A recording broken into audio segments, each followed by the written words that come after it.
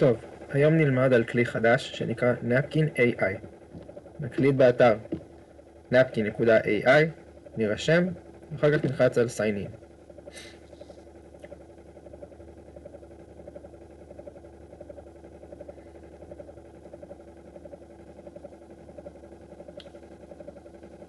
כשהמערכת נפתחת, אנחנו לוחצים על New Napkin כדי לקבל מסמך חדש.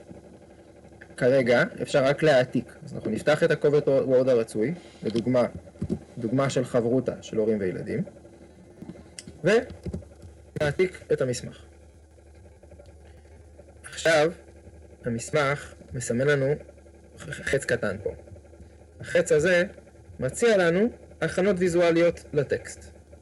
אני רוצה להסביר להורים איך לעשות רול פליי, משחק תפקידי עם הילד כדי להדגים תשובה, לעשות מודל של תשובה שההורה יתאר סיטואציה והילד ייתן לו מענה.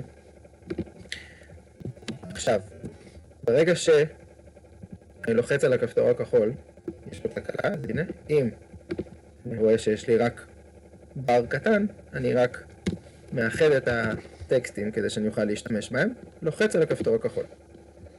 הוא עושה קצת גרפיקה של קסם.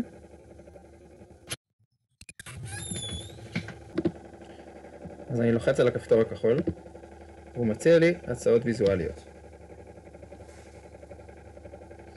יש לי פה כל מיני, כמה שאולי יכולים לא להתאים, אבל הם מציגים כל מיני אפשרויות, שאם אני אוהב אחת מהם, אני יכול לשנות את הצבעים, כל מיני פורמטים. ברגע שאני אוהב משהו, אני יכול לערוך את הטקסט, לערוך כל אייקון, ובסוף, אחרי שאני מסיים, אני מבין שמפה הוא מסביר לי קצת איך אני עושה את המשחק תפקידים שרציתי שההורים יעשו. אני יכול לייצר אותו בכל קובץ. אני יכול להעתיק כתמונה, כ-PDF, כ-SVG, להוריד או להעתיק, ולהעתיק אותו לאיפה שאני צריך. זה יכול לעשות את זה על כל טקסט, על כל טבלה. נגיד ננסה את הטקסט הבא. נאחד פה את הטקסטים כדי שנוכל לכולם.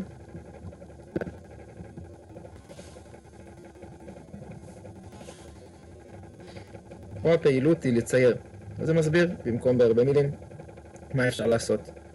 לצבוע, לצייר ביחד את המטרות, מה זה מסמל ומה כל אחד עושה. מטרה של הילד, מטרה של ההורה. אפשר לעשות את זה בכל מיני צורות, בכל מיני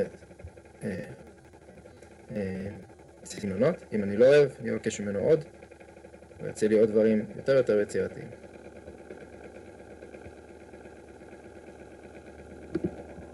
זהו, ספרו לי אם אהבתם.